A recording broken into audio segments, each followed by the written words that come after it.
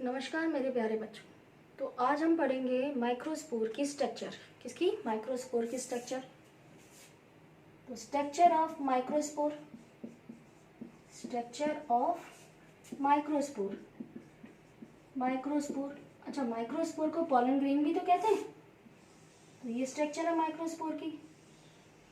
Angiosperm में जो microspore होता है ना, उसका जो डायामीटर होता है ना, कितना होता है? 25 से 30, 25 से 30 माइक्रोन होता है डायामीटर, है ना। तो ये माइक्रोस्पोर की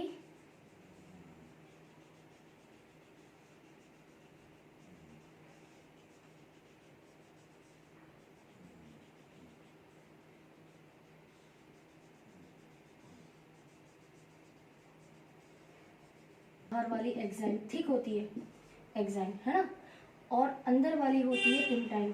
तो इनकी जो थिक वॉल होती है, जो एक्साइन है, उस पर क्या पाए जाते हैं? अलग अलग शेप के क्या पाई जाती है? स्ट्रक्चर पाई जाती है। जैसे यहाँ पर ये जो नुकीले स्ट्रक्चर पाई जा रही है, स्कल्पचर कहते हैं। क्या कहते हैं? स्कल्पचर, या हिंदी में क्या कहते हैं? कंटक। और एक्साइन ही प्रोटेक्शन काम का कार्य करती है। किसकी? माइक्रोस्पोर की। ठीक है। अगर हम बात करें एक्साइन, ये जो एक्साइन होती है वॉल, ये दो खुद कितनी लेयर से मिलकर बनी हुई है? 2 लेयर से बनी हुई है। एक तो होती है एक्ट एक्साइन, और दूसरी कौन सी होती है? And exine.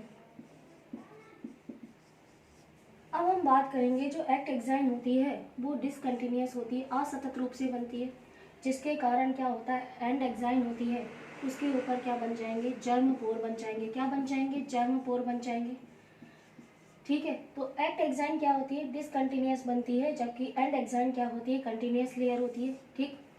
एक्ट एक्साइन की बात की जाए तो एक्ट एक्साइन पर क्या होते हैं? बहुत सारे क्या पाए जाते हैं? कंपाउंड्स होते हैं। जैसे कि हम बात करेंगे स्पोरोपोलेनिन, स्पोरोपोलेनिन। और आप सबको बताएं कि स्पोरोपोलेनिन क्या होता है? बहुत ज़्यादा प्रतिरोधी पदार्थ होता है, रेजिस्टेंट पदार्थ होता है। यही कारण है कि जो पोलन ग्रेन है, इनके फोर्सेस सबसे ज़्यादा पाए गए। ठीक। तो स्पोरोपोलेनिन होता है। ठीक है। दूसरा होता है ट्राइफिन।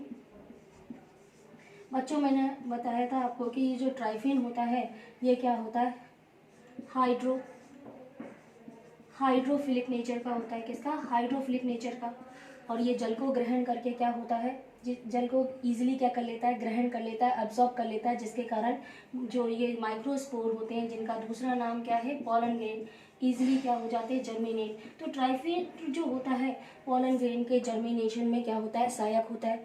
फिर हम बात करेंगे ट्राइफिन के अलावा इसमें होता है एक पॉलन किट। क्या उपस्थित होता है? Pollen kit. और जो ये पॉलन किट होता है बच्चों, ये जितने भी पॉलिनेशन करने वाले इंसेक्ट्स होते हैं, उनको अपनी ओर आकर्षित करने का कार्य करता है। तो एक्ट एक्साइन पर ये तीनों पदार्थ उपस्थित होते हैं। कौन कौन से? स्पोरोपोलेनिन, पॉलन किट और ट्राइफिन। और जिसमें मैंने आपको बताया था कि जो ये ट्राइफिन होता है हाइड्रोफिलिक नेचर का होता है, जबकि पॉलन किट जो होता है ये क्या होता है? हाइड्रोफोबिक नेचर का होता है। कौन सा? हाइड्रोफोबिक नेचर का होता है।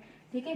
तो ये 3 एक्ट एक्साइन पर उपस्थित है। और मैंने कहा था जो एक्ट एक्साइन होती है वो क्या होती है? असतत बनती है, डिसकंटिन्यूअस रूप से बनती है, जिसके कारण जो एंड एक्साइन होते हैं उस पर क्या बन जाते हैं? जर्म पोर बन जाते हैं। और ध्यान रखना कि एंजियोस्पर्म क्या होते हैं? 2 टाइप के होते हैं, एक तो डाइकोट प्लांट्स और एक कौन से होते हैं? Monocot plants.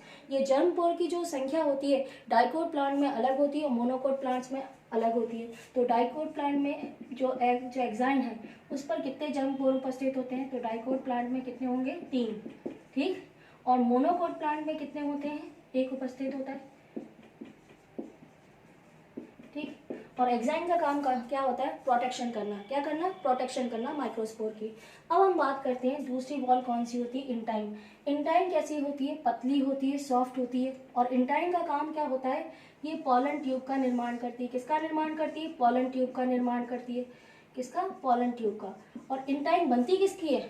पैक्टीन और सेलुलोज की। किसकी बनी होती है? पैक्टीन और सेलुलोज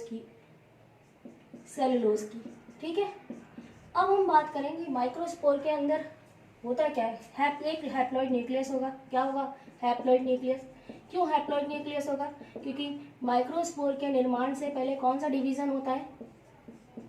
मियोसिस डिवीजन होता है। तो इसमें क्या होता है? एक हैप्लॉइड न्यूक्लियस उपस्थित होता है और बाकी तो इसमें क्या भरा रहता है? साइटोप्लाज्म। और छोटे छोटे छोटी छोटी सी क्या होती है, वैक्यूल्स उपस्थित होती हैं। क्या उपस्थित होती है, वैक्यूल्स उपस्थित होती है। तो ये है माइक्रोस्पोर की क्या स्ट्रक्चर। तो माइक्रोस्पोर की स्ट्रक्चर में कौन कौन सी स्पोर वॉल होती है, एक्साइन, इंटाइन, ठीक है। जर्म पोर के स्पोर होते हैं, एक्साइन पे होते हैं। एक्साइन कितने लेयर से मिलकर बनी होती है, 2 लेयर से। एक तो होती है आपकी एक्ट एक्साइन और दूसरी कौन सी होती है, एंड एक्साइन होती है। स्पोरोपोलिन, ट्राइफेम, पॉलन किट किस पर उपस्थित होते हैं, एक्ट एक्साइन पर उपस्थित होते हैं। क्लियर बच्चों। अब बच्चों पढ़ेंगे हम development of male gametophyte. Development of male gametophyte. Male gametophyte. देखो प्यारे बच्चों, मेल गैमेटोफाइट का डेवलपमेंट किससे होता है, पॉलन ग्रेन या माइक्रोस्पोर से। किससे होता है, पॉलन ग्रेन या माइक्रोस्पोर से होता है। तो मैं अभी अभी आपको बताई थी मैंने माइक्रोस्पोर की स्ट्रक्चर। तो माइक्रोस्पोर में 2 क्या होती है, वॉल होती है, स्पोर वॉल। कौन कौन सी, एक्साइन और इंटाइन, ठीक है। अभी मैं एक्साइन को फिल नहीं कर रही हूँ, ठीक, टाइम लगेगा। और क्या होता है, एक हैप्लॉइड क्या होता है, इसमें न्यूक्लियाई होता है, हैप्लॉइड न्यूक्लियाई। अब ध्यान से सुनना, मैंने आपको कहा था माइक्रोस्पोर में क्या होती है, छोटी छोटी क्या होती है, वैक्यूल्स होती है। क्या होती है, वैक्यूल्स होती है। अब ये सारी वैक्यूल्स जो होती हैं आपस में जुड़ जाएंगी और आपस में जुड़कर किसका निर्माण करेंगी, बड़ी वैक्यूल का निर्माण करेंगी। किसका, बड़ी वैक्यूल। ये बड़ी वैक्यूल बन गई। अब इस बड़ी वैक्यूल का काम क्या होता है, लार्ज वैक्यूल। ये जो न्यूक्लियस है ना, इस न्यूक्लियस को क्या करती है, वो कहाँ धकेल देती है, किनारे की ओर। तो ये जो न्यूक्लियस है ये कहाँ आ जाएगा, सेंटर से कहाँ आ जाएगा, साइड में आ जाएगा, किनारे की ओर आ जाएगा। क्यों, क्योंकि न्यूक्लियस में डिवीजन तभी होगा जब वो कहाँ होगा, परिधि की तरफ चला जाएगा, किनारे की तरफ चला जाएगा। अब देखो प्यारे बच्चों, ये क्या होगा, अब यहाँ पर बनेगा स्पिंडल। स्पिंडल यानी तर्क उपकरण, स्पिंडल बना। अब एसिमेट्री क्या बनता है, स्पिंडल बनता है। अभी बताऊंगी क्यों बनता है एसिमेट्री। एसिमेट्रिक स्पिंडल बन गया, ठीक है। आप देख रहे हैं इसका जो नुकीला सिरा है, ध्यान से देखो, इसका नुकीला सिरा कहाँ है, सेंटर में, जबकि चौड़ा सिरा कहाँ पर है, किनारे की ओर है, परिधि की ओर है, ठीक है। तो ये क्या हो गया, एसिमेट्रिक, एसिमेट्रिक स्पिंडल हो गया। अब ये क्या हो गया, न्यूक्लियाई ने डिवीजन कर लिया और इसने 2 सेल्स बनाई। आप ध्यान रखना, एसिमेट्रिक स्पिंडल का जो चौड़ा सिरा होगा वहां हमेशा जनरेटिव सेल बनेगी और जहां पर नुकीला सिरा है वहां पर क्या बनेगी, वेजिटेटिव सेल। तो वही होता है।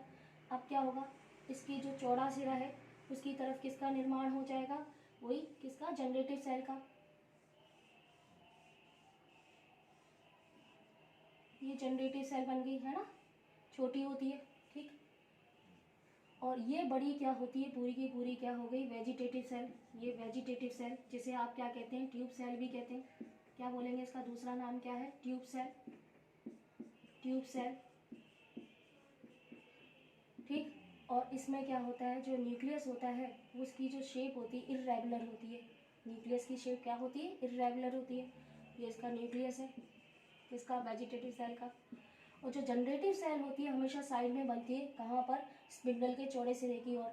और वो कैसी होती है, छोटी होती है। कौन, generative cell, generative cell, cell. और जो वेजिटेटिव सेल होती है, ट्यूब सेल होती है, उसके प्रोटोप्लाज्म में जो होता है पोषक पदार्थ क्या होते हैं, बहुत ज़्यादा होते हैं। इसके कारण इसका जो प्रोटोप्लाज्म क्या होता है, गाढ़ा होता है। कैसा होता है, गाढ़ा होता है, ठीक है बच्चों। अब क्या होगा कि भाई ये मेल गैमेटोफाइट बन गया। अब ये जो पॉलन ग्रेन है या मेल गैमेटोफाइट है या माइक्रोस्पोर है, कुछ भी बोलो, तो वो कहाँ चला जाता है, स्टिग्मा पर। कहाँ चला जाता है, कहाँ पर, स्टिग्मा पर। गाइनोशियम की स्टिग्मा पर पॉलिनेशन के द्वारा क्या हो जाएगा, स्थानांतरित हो जाएगा। अब वहाँ जाकर क्या होता है कि सबसे पहले आपको मैं बता चुकी कि एक्साइन पर क्या उपस्थित होते हैं, जर्म पोर। तो एक्साइन पर उपस्थित जर्म पोर के द्वारा इंटाइन क्या होती है, पॉलन ट्यूब का निर्माण करते हुए बाहर आ जाती है। कौन, इंटाइन। इंटाइन ने पॉलन ट्यूब का निर्माण किया और कहाँ आ गई, बाहर आ गई, ठीक है प्यारे बच्चों। अब क्या होगा, ये जो वेजिटेटिव सेल है या ट्यूब सेल है अपना न्यूक्लियस कहाँ डाल देगी, पॉलन ट्यूब में। अब हम इसे क्या कहेंगे, ट्यूब न्यूक्लियाई। क्या कहेंगे, ट्यूब न्यूक्लियाई। और ट्यूब न्यूक्लियाई का काम यही होता है कि ये जो पॉलन ट्यूब है इसे एग सेल तक क्या करे, ट्रांसफर करे, गाइड करता है एग सेल तक ट्रांसफर होने में, किसको, पॉलन ट्यूब को। अब ये जो जनरेटिव सेल है ये डिवाइड हो जाती है और ये दो सेम आकार के सेम तो इनका आकार होता है और सेम ही इनकी शेप होती है। और बच्चों ये किसका निर्माण करते हैं? मेल गैमेट का। किसका निर्माण करते हैं? मेल गैमेट्स का। ये दोनों मेल गैमेट्स एक जैसे होते हैं, लेकिन क्या होता है, एक मेल गैमेट में माइटोकॉन्ड्रिया किसकी संख्या ज़्यादा होती है? माइटोकॉन्ड्रिया की संख्या ज़्यादा होती है एक मेल गैमेट में। और वो किससे फर्टिलाइज्ड होता है? X cell. किससे? X cell. और ये जाइगोट का निर्माण करेगा। जबकि दूसरा जो मेल गैमेट होता है उसमें क्या होता है? क्लोरोप्लास्ट। किसकी? क्लोरोप्लास्ट की संख्या क्या होती है? ज़्यादा होती है। और वो किससे संलयित होता है? Secondary nuclei. सेकेंडरी न्यूक्लियाई के साथ फर्टिलाइज्ड होता है और किसका निर्माण करता है? पैन का। पैन का फुल फॉर्म है प्राइमरी एंडोस्पर्मिक न्यूक्लियस। और ये बाद में किसका निर्माण करता है? एंडोस्पर्म का। किसका? एंडोस्पर्म का। और एंजियोस्पर्म में एंडोस्पर्म कैसा होता है? 3N होता है। ठीक है बच्चों, तो इस प्रकार से मेल गैमेटोफाइट का डेवलपमेंट क्या होता है? कंप्लीट होता है। तो मेल गैमेटोफाइट क्यों कहा गया? कि अगर माइक्रोस्पोर क्या होता है, जब भी कोई भी डिवीजन कर ले, अगर एक भी डिवीजन हो गया ना, तो अब उसे क्या कहा जाएगा? मेल गैमेटोफाइट कहा जाएगा। तो ये आज मेरा टॉपिक था। तो आपने देखा कि ये माइक्रोस्पोर था और माइक्रोस्पोर के चारों कितनी वॉल थी? 2 वॉल थी, एक्साइल और इंटाइन। फिर मैंने कहा कि माइक्रोस्पोर में जो न्यूक्लियस होता है हैप्लॉइड होता है। माइक्रोस्पोर के प्रोटोप्लाज्म में क्या होती है? छोटी छोटी वैक्यूल होती है। लेकिन जब माइक्रोस्पोर को डिवीजन करना होता है, ये सारी वैक्यूल्स आपस में जुड़ जाती हैं, बड़ी वैक्यूल का निर्माण करती है। और ये सारे और बड़ी वैक्यूल क्या करती है? माइक्रोस्पोर के न्यूक्लियाई को क्या कर देती है? परिधि की ओर धकेल देती है, ताकि उसमें क्या हो? डिवीजन हो। और उसमें मिलता है एसिमेट्रिक स्पिंडल बनता है। और वो उसका चौड़ा सिरा हमेशा कहाँ होता है? किनारे की ओर, परिधि की ओर। जबकि इसका नुकीला सिरा कहाँ होता है? केंद्र की ओर। और वो डायरेक्शन बताता है कि कहाँ बननी है जनरेटिव सेल और कहाँ बननी है वेजिटेटिव सेल। और आपको पता होना चाहिए कि चौड़ा सिरे की ओर हमेशा क्या बनेगी? Generative cell. और नुकीले सिरे की तरफ क्या बनेगी? Vegetative cell. तो बच्चों ये टॉपिक यहाँ खत्म हो गया।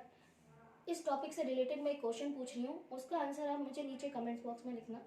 मैं ये देखना चाहती हूँ कि आपको ये टॉपिक कितना समझ में आया। पहले तो मुझे ये बताओ कि जो डाइकोट्स जो होते हैं ना प्लांट, उनमें जो माइक्रोस्पोर होता है उसमें कितने जर्म पोर होते हैं? और सेकंड क्वेश्चन ये है कि जो इंटाइन होती है वो किससे मिलकर बनी होती है? ठीक, ओके।